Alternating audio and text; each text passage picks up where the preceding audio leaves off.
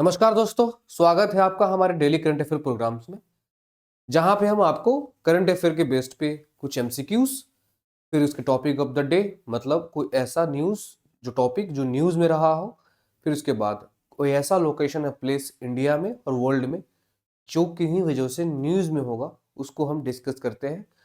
Totally यह current affair based programme है हमारा, जिसमें हमने आपको लास्ट वीडियो में आपको कुछ क्वेश्चंस दिए थे और आपको कहा था कि अगले वीडियो में आपको उसका आंसर मिल जाएगा। तो स्टार्ट करते हैं वहीं से जहां पे आपको आंसर्स बता दिए जाते हैं। आई होप कि आपने इन सभी क्वेश्चंस को सॉल्व किया होगा। स्टार्ट करते हैं पहले क्वेश्चन से, जो कि है पहला question. Maharashtra government launches sugar factory incentive schemes in context to the same.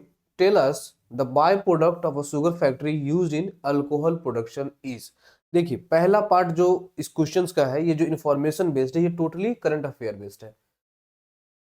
यानी महाराष्ट्र गवर्नमेंट, ये एक इंफॉर्मेशन दिया जा रहा है आपको कि महाराष्ट्र गवर्नमेंट ने हाल ही में sugar factory initiative incentive scheme launch किया है, जो लास्ट वीडियो में हमने इसके बारे में पढ़ा भी।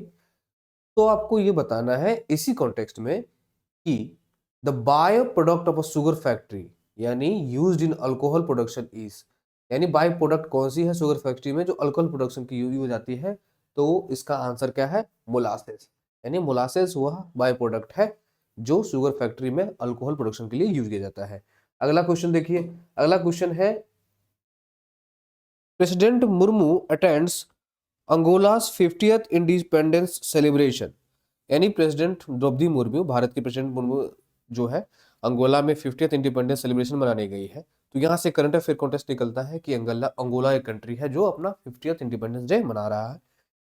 इन context to the same, tell us Angola's independence struggle was mainly against which colonial power. यानी अंगोला को आज़ादी मिली तो किस कॉलोनियल पावर से मिली थी? जैसे इंडिया में कॉलोनियल पावर किससे आज़ादी मिली थी हमें? अंग्रेजों से। तो अंगोला को भी ऐसे किसी न राज्य से मिला होगा ऐसे कॉलोनियल पावर से मिला होगा। तो इसका आंसर क्या है? पोर्टुगल, पुर्तगाल, हिंदी में बोले तो पुर्तगाल। पुर्तगाल से कॉलोनियल पावर से आजादी मिली थी अंगोला को, जो अंगोला अभी 50वां अपना इंडिपेंडेंस डे सेलिब्रेट कर रहा है। अगला क्वेश्चन देखिए। साहित्य अकेदमी अनाउंसेस बाल पुरस्कार 2025। साहित्य अकेदमी अनाउंसेस बाल Sahitya Puraskar 2025 in context to the same. Tell us when was the Sahitya Akademi officially established. यानी आखिर ये साहित्य अकेडमी ऑफिशियली एस्टैब्लिश कब हुई, आपको ये बताना था। तो इसका आंसर होगा 1954। 1954 में साहित्य अकादमी ऑफिशियली स्टैब्लिश की गई थी। ये जो साहित्य अकादमी अनाउंसेस बाल साहित्य पुरस्कार, तो आपको लास्ट वीडियो में बताया गया था कि संस्कृत में किसको मिला था, तो एक बार वीडियो में जाकर देखिएगा। उसमें संस्कृत में हमने बताया था कि एक बच्चे को मिला था उसके बाल शिवम पोएम से। तो उसका नाम आप जाकर सर्च कीजिएगा बढ़िया से। ठीक, अगला क्वेश्चन देखिए। अगला क्वेश्चन है फोर्थ क्वेश्चन कि 100 crore schemes for biomass based green hydrogen in context to the same. Tell us in the electrolysis process for green hydrogen which substance is split. यानी अभी 100 crore scheme biomass based green hydrogen में use किया गया है।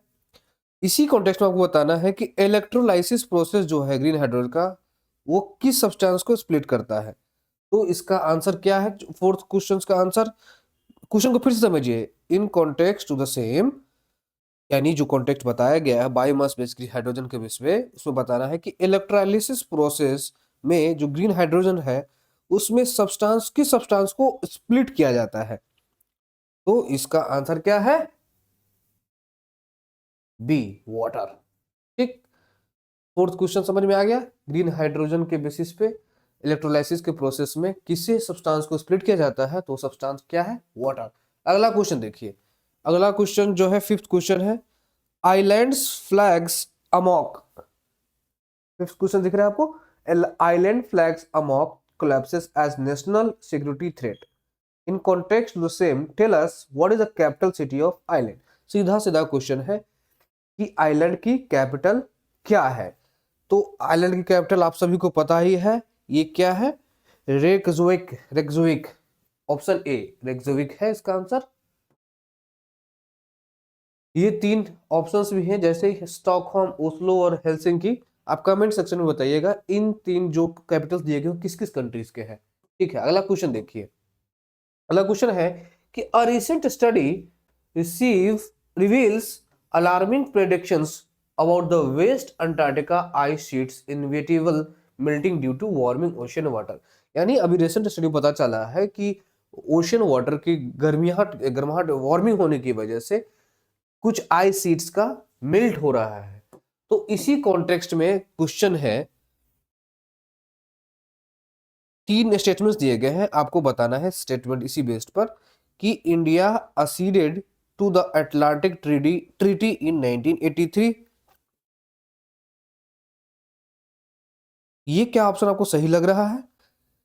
ये जो option है कि इंडिया ने exceeded to the Antarctic treaty 1983, ये बिल्कुल सही स्टेटमेंट है, जिसमें ये कहा गया है कि इंडिया ने असीड किया था अटलांटिक ट्रीटी 1983 में। अगला क्वेश्चन है कि स्टेटमेंट है India received the consolidated status on the 12 सितंबर 1946। ये स्टेटमेंट बिल्कुल सही गलत है।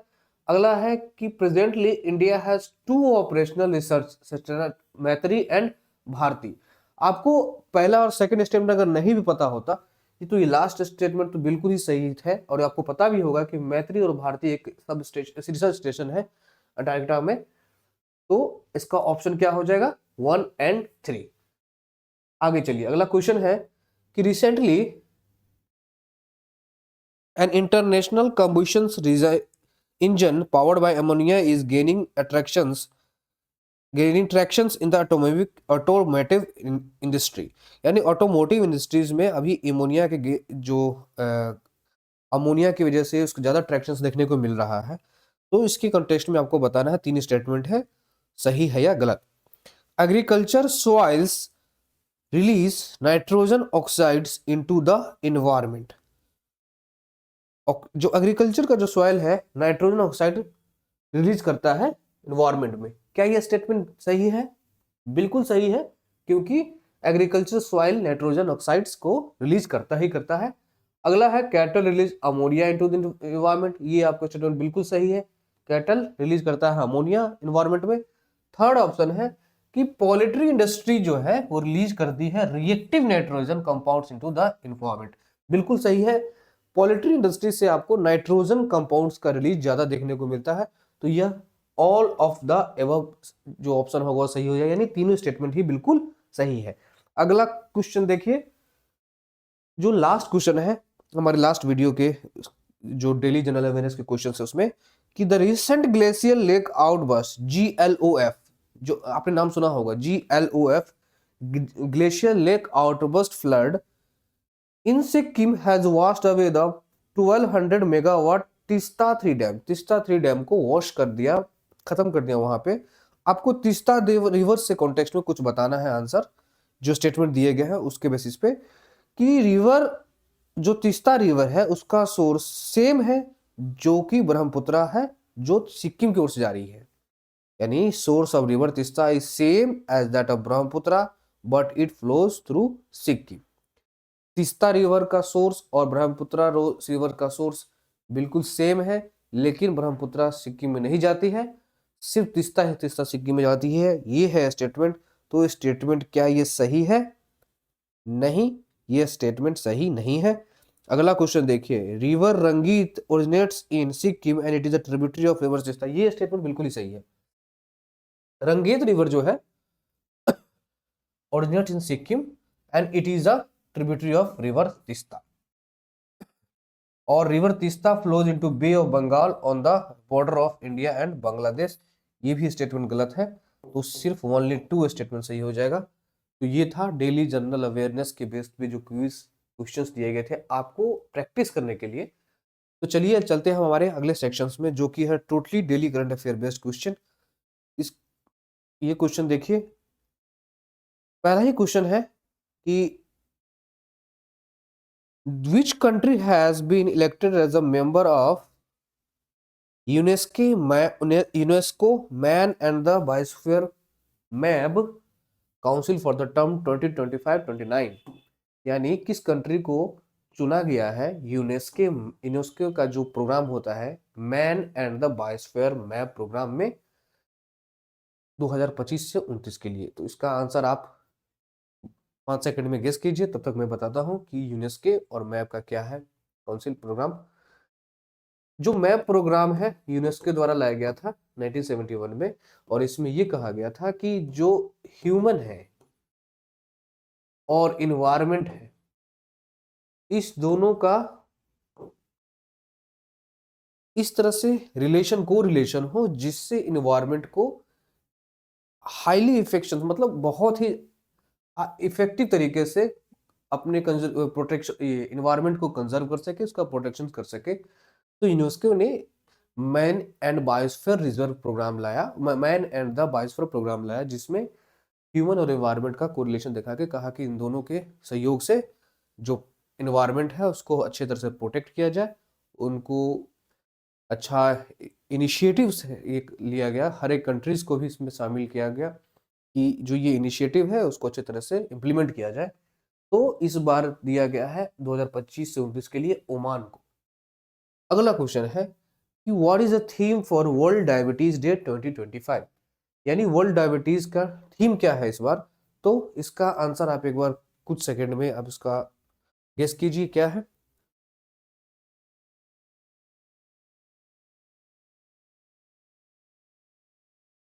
तो इसका आंसर है diabetes across life stages. Diabetes कोई नया टर्म नहीं है आपके लिए, आप हमेशा ही सुनते होंगे, आपके हो ना हो, ये इंडिया के 90 to 95 जो ओल्ड एज पेशेंट है उनमें, ओल्ड एज है उनको तो किसी न किसी को तो डायबिटीज हुआ ही रहता है। तो ये बहुत कॉमन नाम है डायबिटीज। डायबिटीज के बारे में कुछ एक्स्ट्रा इन्फॉर्मेशन ये है कि सबसे पहली बात, ये नॉन कम्युनिकेबल डिजीज है, यानी यह कभी भी फैल नहीं सकता है टू कॉन्टेक्ट्स। तो जिसके पास जिसको डायबिटीज है उससे बिल्कुल भी भेदभाव करने की जरूरत नहीं है। डायबिटीज दरअसल होता क्या है, ये होता क्यों है, क्योंकि जो हमारे शरीर में जो पेनक्रियास है ना, वह इंसुलिन जो होता है उसको रेगुलेट करना बंद कर देता है। और इंसुलिन क्या है, इंसुलिन वही है जो हमारे शरीर में जो ब्लड और जो सुक्रोज है, जो शुगर का है, उसको मेंटेन करने के जो काम आता है। यानी अगर हम बात करें कि इंसुलिन जो है, जो ब्लड वेसल्स में जो शुगर जो ऑक्सीजन है उसका सप्लाई करता है, उसको मेंटेन करके रखता है इंसुलिन। अगर इंसुलिन ही अगर पेनक्रियास बनाना बंद कर दे, उसको रेगुलेट करना बंद कर दे, तो उस टाइम पे उस व्यक्ति को डायबिटीज होगा। और डायबिटीज होने की वजह से, और ये पेनक्रियास जब इंसुलिन को रेगुलेट करना बंद कर देगा, तो वो क्या होगा, उसके वेट बढ़ने लग जाएगी, हार्ट स्ट्रोक का खतरा बढ़ जाएगा। तो यही सब एक बहुत बड़ा सिम्टम्स हो जाता है। और इसका एक इफेक्टिव जो होने वाले चीजें हैं, लक्षण है इसमें कि डायबिटीज होने के बाद यह निश्चित है कि उस व्यक्ति का वेट बढ़ेगा और हार्ट स्ट्रोक के भी चांसेस बढ़ जाते हैं। और उसको, जिस व्यक्ति को होगा, वो उसका इम्यून सिस्टम खराब हो जाएगा, उसको कोई भी बीमारी होगी तो वह लॉन्ग ड्यूरेशन के लिए होगा डायबिटीज में। और इंडिया और डायबिटीज दो तरह के होते हैं पूरे वर्ल्ड में, टाइप 1 और टाइप 2। टाइप 1 और टाइप 2। जो टाइप 1 डायबिटीज है लगभग 5 से 10% लोगों को ही होता है, और यह जनरली यंग एज में होता है, इसलिए इसको जुवेनाइल डायबिटीज भी कह देते हैं, ठीक, या फिर चाइल्ड डायबिटीज भी कहते हैं। लेकिन ये किसी भी एज में हो सकता है, नहीं कि बच्चे के एज में ही होगा, वो किसी भी एज में होगा, लेकिन मोस्ट प्रोबेबली बच्चों के एज में होता है। और ये बहुत जल्दी क्यूरेबल भी है। और उसमें होता है क्या है कि जो इंसुलिन बनाने की जो प्रवृत्ति है वो खत्म हो जाती है इसमें। एक ऐसा हो जाता है कि इंसुलिन बनाना बंद कर देता है, मतलब उसको रेगुलेट करना बिल्कुल ही बंद कर देता है पेनक्रियास। और यह ऐसा होगा कि किसी व्यक्ति को टाइप 1 डायबिटीज होगी तो उसको हर रोज एक इंसुलिन के शॉट्स लेने पड़ेंगे, नहीं तो वो दिक्कत क्रिएट करेगा उसको, क्योंकि इंसुलिन नहीं बनेगा तो फिर वो ब्लड सर्कुलेशन में दिक्कत होगी। और टाइप 2 डायबिटीज में क्या होगा, ये इंसुलिन जो बनाने की जो बॉडी में प्रक्रिया है पेनक्रियास द्वारा, वो बिल्कुल ही खत्म हो जाती है, और इसको एक ऑटो इम्यून सा हो जाता है, ऑटो इम्यून डिजीज से, यानी खुद का इम्यून सिस्टम ही इसको खत्म करने लग जाता है। और टाइप 2 डायबिटीज लगभग आपको 90 to 95% जो डायबिटीज के पेशेंट होंगे, ज्यादातर टाइप 2 डायबिटीज के ही होंगे। ज़्यादातर सीनियर सिटीजन मतलब 50+ या 60+ लोगों में अगर डायबिटीज़ देखने को मिलेगा तो ज़्यादातर टाइप 2 डायबिटीज़ होगा। इसमें वही सारी बीमारी ज़्यादातर मिलेगी आपको। वेट गेन हो बहुत बढ़ने लगेगा अचानक से, हार्ट स्ट्रोक के चांसेस बढ़ जाएंगे, हमेशा डिजीनेस रहेगा, उसको काम करने का मन नहीं करेगा। ये सब चीज़ें डायबिटीज़ में होंगी। तो इस बार डायबिटीज़ जो वर्ल्ड डायबिटीज़ डे 2025 का जो थीम क्या है, डायबिटीज़ अक्रॉस लाइफ स्टेजेस। अगला क्वेश्चन देखिए, Which rail link has been approved for direct rail cargo connectivity between India and Nepal in 2025?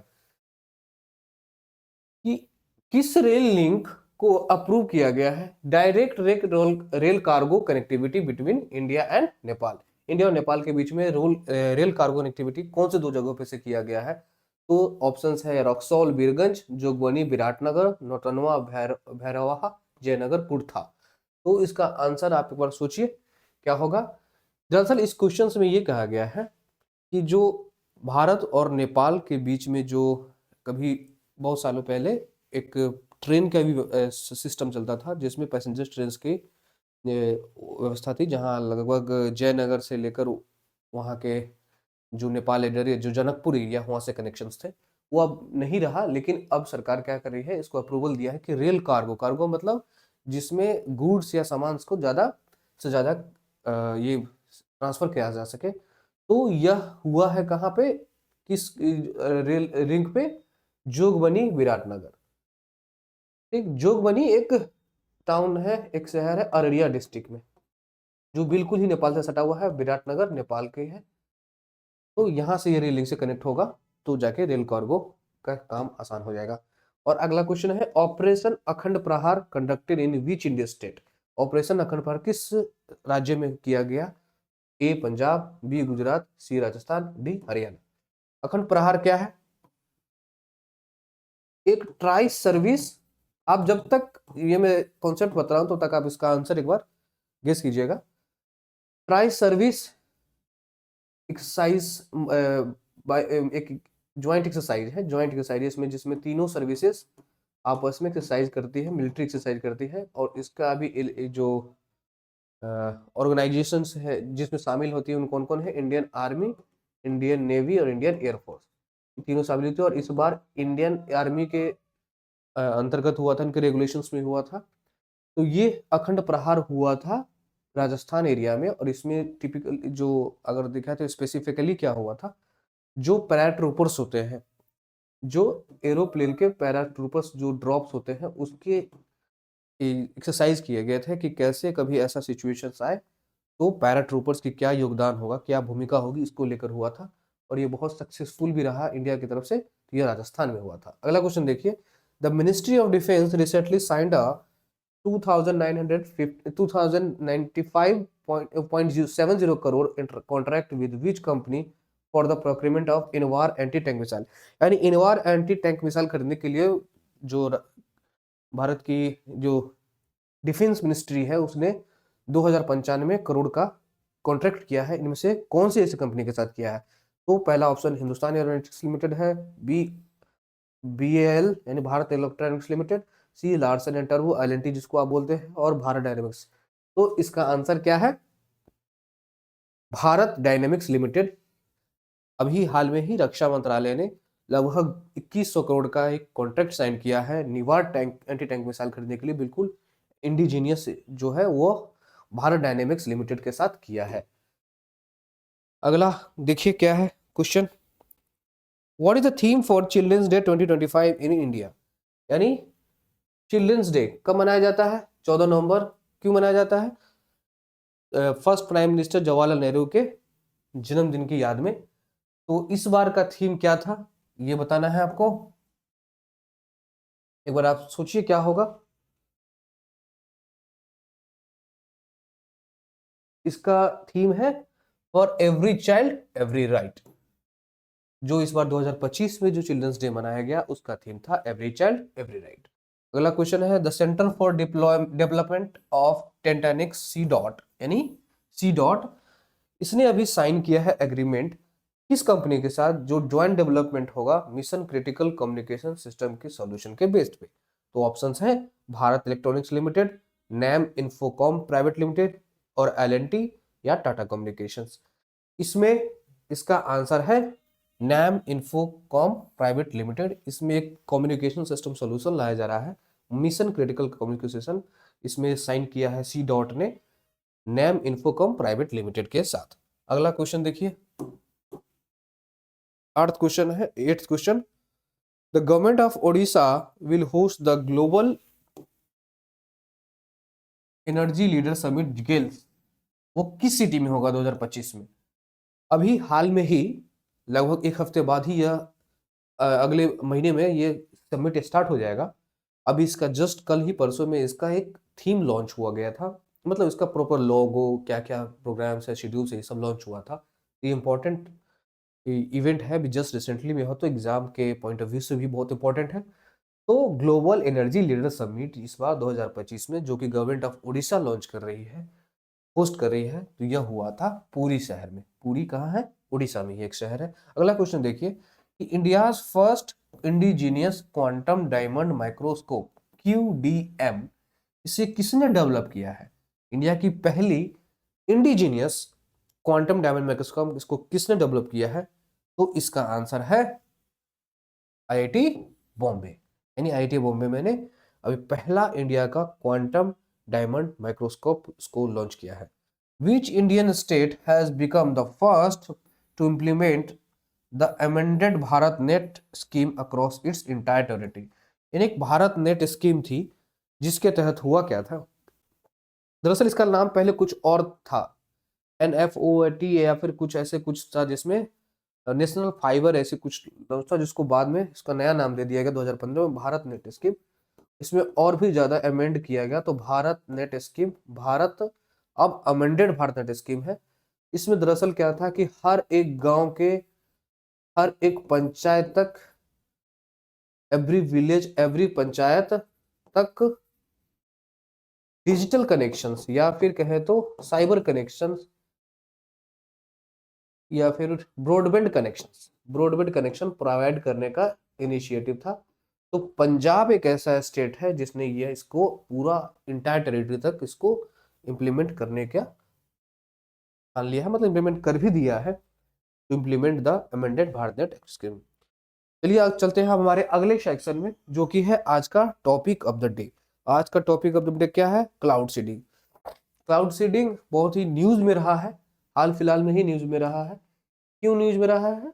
क्योंकि दिल्ली गवर्नमेंट ने अभी IIT कानपुर के साथ एक किया था कि क्लाउड सीडिंग किया जाए। दिल्ली में जो प्रदूषण ज्यादा देखने को मिला, तो कहा कि बारिश अगर कर देंगे तो जो जो पार्टिकुलेट्स मैटर्स है, PM जो है PM 2.5 है, वो सेटल डाउन हो जाएगा, तो इससे पॉल्यूशन कंट्रोल हो जाएगा। तो क्लाउड सीडिंग हालांकि पॉसिबल नहीं हो गया, जिसके 2 ट्रायल में भी किया गया, लेकिन दोनों बार ही यह फेल हो गया। इसके पीछे IIT कानपुर के जो साइंटिस्ट है, उनका रीजन ये था कि जो क्लाउड सीडिंग क्या है हम जानेंगे भी, लेकिन उनका स्टेटमेंट ये था कि जो क्लाउड सीडिंग में जो क्लाउड है, उस जो दिल्ली के ऊपर जो क्लाउड है उसके ऊपर मॉइस्चर नहीं है, जिसकी वजह से क्लाउड सीडिंग पॉसिबल नहीं हो पाया या सक्सेसफुल नहीं हुआ।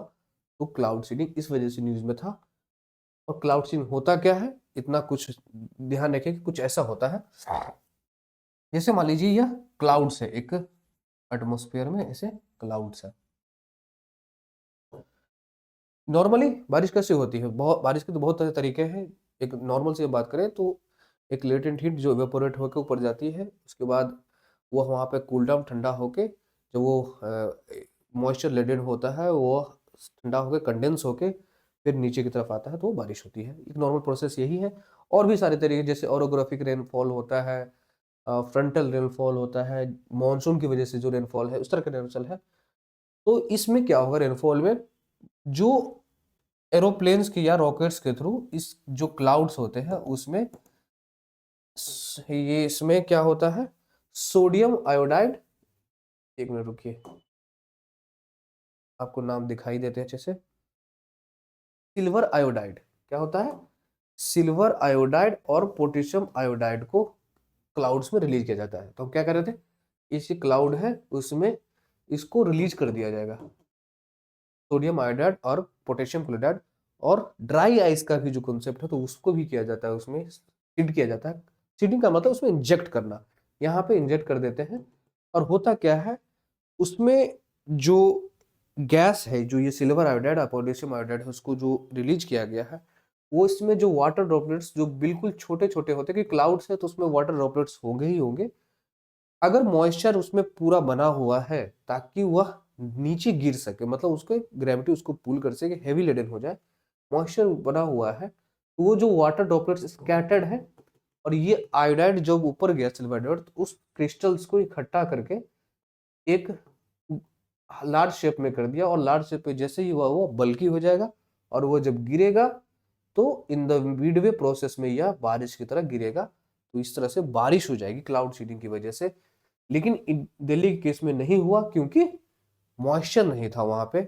और इसका ये क्या है, एक एडवांस्ड वेदर मॉडिफिकेशन है, जिसकी रेनफॉल करने के लिए हो जाता है, स्नोफॉल करने के लिए भी हो जाएगा। ये ज्यादातर ड्राउट कंडीशंस पे करने के लिए होता है, इरेगुलर मॉनसून पैटर्न चल रहा हो। इसमें सिल्वर हाइड्राइड और पोटेशियम हाइड्राइड को रिलीज किया जाता है एयरक्राफ्ट और रॉकेट्स के थ्रू, और यही पार्टिकल क्या करते हैं, कंडेंस हो जाते हैं न्यूक्लियाई में, और वाटर वेपर कंडेंस होकर गिर जाते हैं आइस क्रिस्टल्स के तौर पे। और क्लाउड सीडिंग में इंडिया में अगर हम देखें तो लगभग 1980 में भी किया गया है, जो कि ड्राउट मैनेजमेंट के लिए और मानसून ऑगमेंटेशन के लिए किया गया था। इसको कौन कर रही है, ministry of earth and science launch the cloud aerosol interaction and precipitation enhancement experiment, जिसको कैपिक्स कहा गया 2009 से 19 के बीच में, जो कि साइंटिफिक इवेल्युएशन था टोटल इसको लेकर। और भी अगर चीज देखें तो जैसे चाइना में हम देखें तो ये largest user of cloud seeding है, चाइना में सबसे ज्यादा किया जाता है। 2008 बीजिंग ओलंपिक्स के टाइम पे किया गया था, ड्यूरिंग नेशनल सेलिब्रेशन के टाइम पे भी। यूएई भी करता है, सऊदी अरब भी ज्यादा करता है इसको वाटर स्कैर्सिटी बचाने के लिए। यूनाइटेड स्टेट्स में भी आपको भी देखने को मिलेगा ये सब। थाईलैंड में भी ज्यादातर देखने को मिलता है। Royal ranking rain making project होता है, किंग भूमई आउटजूतु ज्यादा किया जाता है बहुत, और भी सारे इसमें बहुत सारी कंट्री करती रहती है।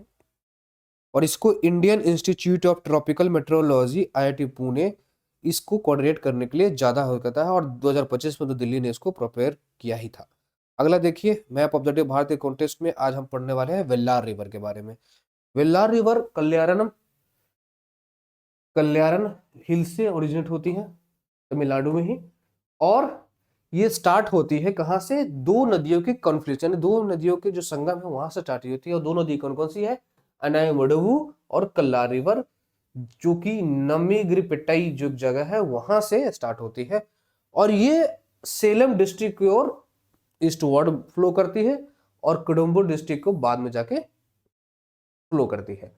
वेल्लार रिवर अपना ये आउटफ्लो कहाँ है इसका, जहां अपना वाटर इम्पिटिस खत्म कर देती है, बे ऑफ बंगाल नियर परंगपट्टई में। और इसकी टोटल लेंथ कितना है, 150 किलोमीटर है। और वेल्लार बेसिन लगभग 7504 स्क्वायर किलोमीटर है, और तमिलनाडु के क्रॉस डिस्ट्रिक्ट में जाती है।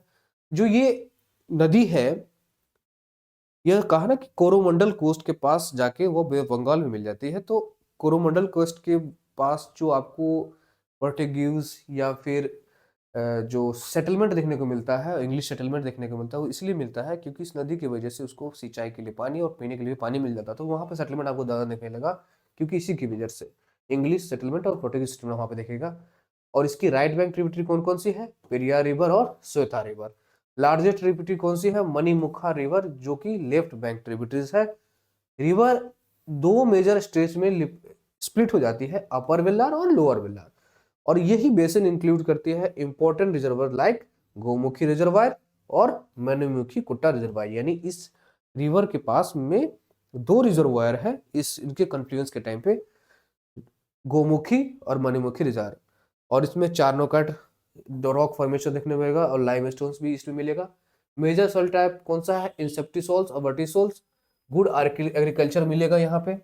तीन मेन डैम है यहाँ पे, थोलुडोर, पेलामुदुरई और शेगुतुपट्टी, जो कि रिवर फ्लो को रेगुलेट करती है। और इंपॉर्टेंट नेशनल हाईवेज कौन सा है, 32 और 79। वन मेजर कैनाल जो यहाँ से डाइवर्ट होती है विल्ला रिवर में, वो है वेलिंगटन लेक।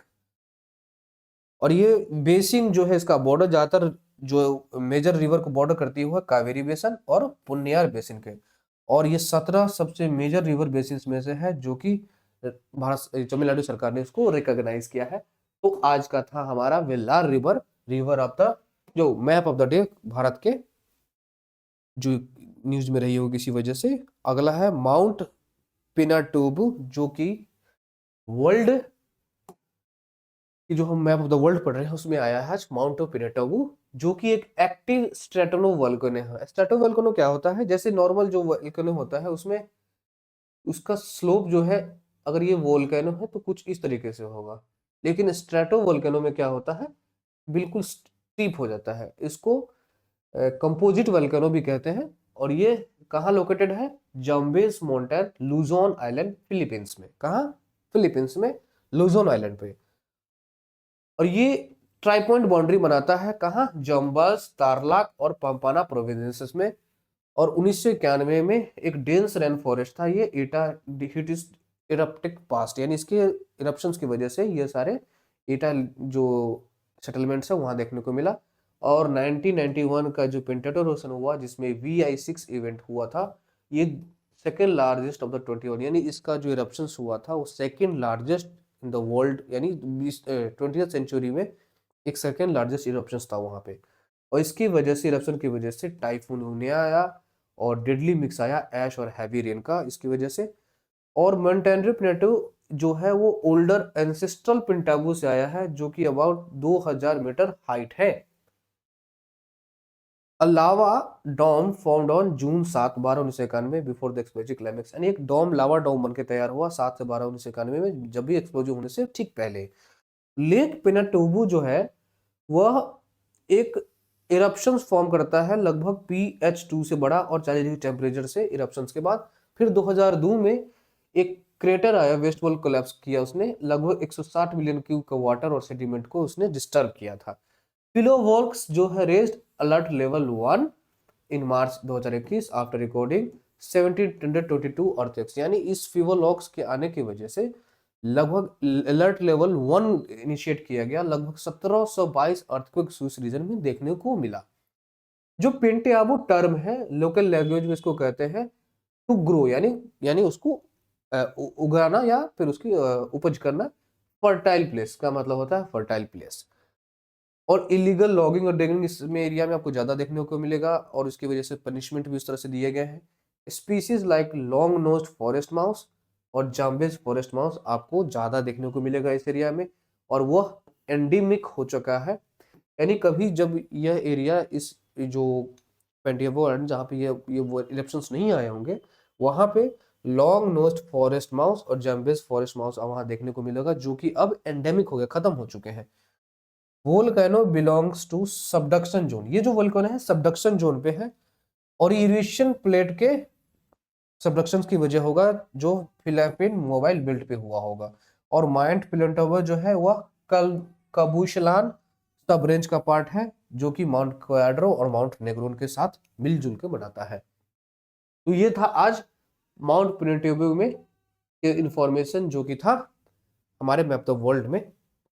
अलग सेक्शन है डेली जनरल क्विज, जिसमें ये आपके लिए है, जिसमें आप इस क्वेश्चन को सॉल्व कीजिएगा, अटेम्प्ट कीजिएगा। मैं आपके लिए एक बार प्ले कर देता हूँ, आप इसका स्क्रीनशॉट ले लीजिएगा। पहला क्वेश्चन है metal extracted from bauxite is. Second question है the metal chiefly used for galvanising iron is. Third question देख लीजिए, which of the following elements abundant. Fourth है atomic number of 4 elements. Fifth है, फिर सिक्स क्वेश्चन राइट में आपको देखने को मिलेगा। फिर seventh, eighth, ninth, 10th ionic bond के बारे में। आज लगभग 10 क्वेश्चन दिए जा रहे हैं आपको सॉल्व करने के लिए। तो मिलते हैं अगले वीडियो में इस सभी के आंसर के। आज टोटल आपको केमिस्ट्री बेस्ड पे ज़्यादा दिया गया है, ताकि आप डायनेमिकली हर एक चैप्टर, हर एक सब्जेक्ट को कवर करते रहें। मिलते हैं अगले वीडियो में इसके सॉल्यूशन के साथ। Thank you very much.